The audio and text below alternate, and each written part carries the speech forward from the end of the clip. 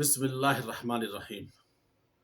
الحمد للہ وحدہ والصلاة والسلام علی من لا نبی بعد۔ بہت ہی مشہور حدیث ہے مسلم شریف میں کہ قیامت کے دن اللہ کے رسول صلی اللہ علیہ وسلم فرماتے ہیں کہ میری امت کا ایک مفلس آئے گا،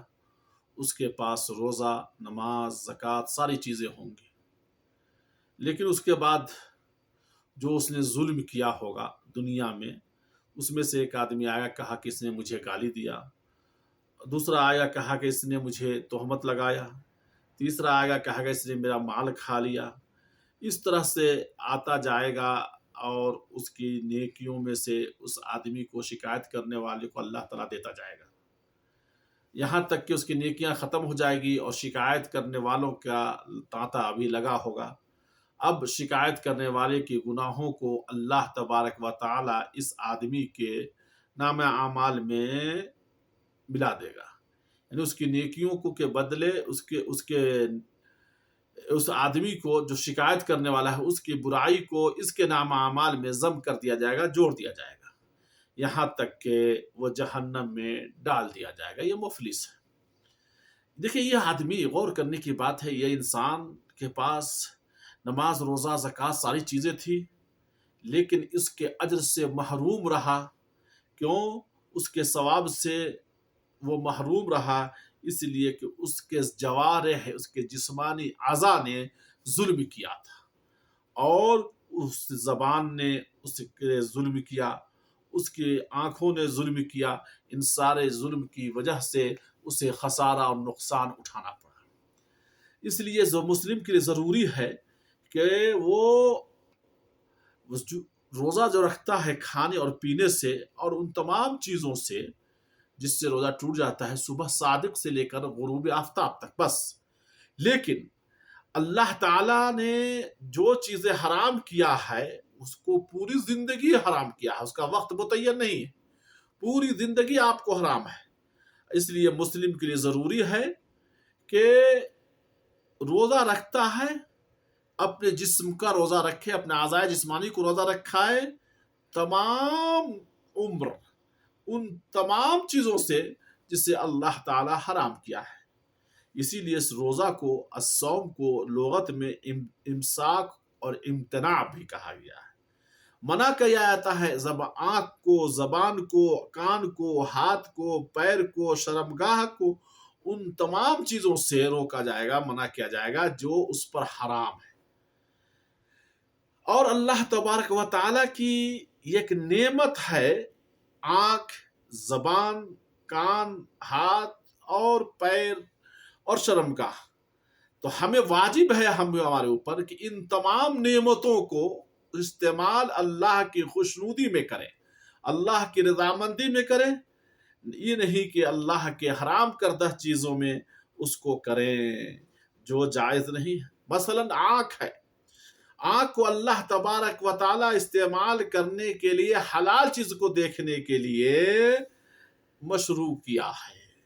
اور حرام چیزوں سے اس آنکھ کو بچانے کے لیے کہا ہے، جیسے اجنبی عورتوں کو دیکھنے سے، اسی طرح فلموں کو دیکھنے سے اس آنکھ کو بچانا ہے، محفوظ رکھنا ہے، اور پوری زندگی رکھنا ہے، اس کے لیے کوئی خاص وقت متعین نہیں۔ اسی طرح کان ہے، اللہ تعالیٰ اس کے لیے مشروع کیا ہے کہ وہ اللہ کے حکم کو،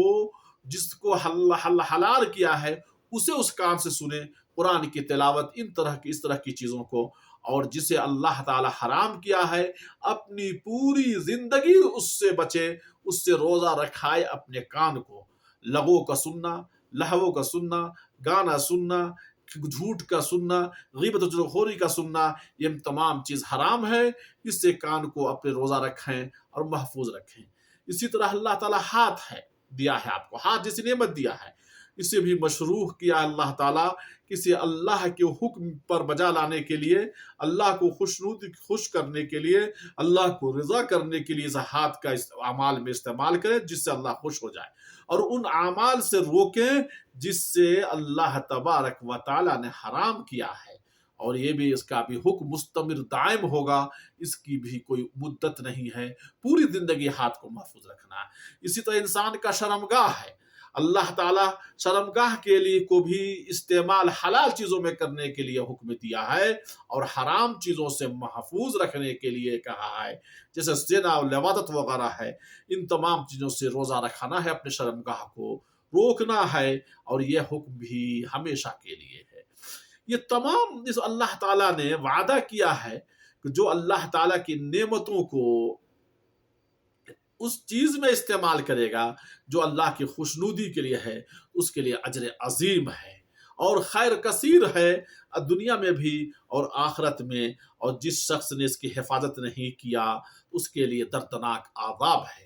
خود اللہ تبارک و تعالیٰ نے سورۃ الاسراء کی آیت نمبر 36 میں بتایا ہے کہ یہ اعضائے جسمانی جو ہے تمہارا، یہ خود مسئول ہوگا قیامت کے دن۔ اللہ تعالیٰ کہا وَلَا تَقِفْ مَا لَيْسَ لَكَ بِهِ عِلْمٌ ان السمع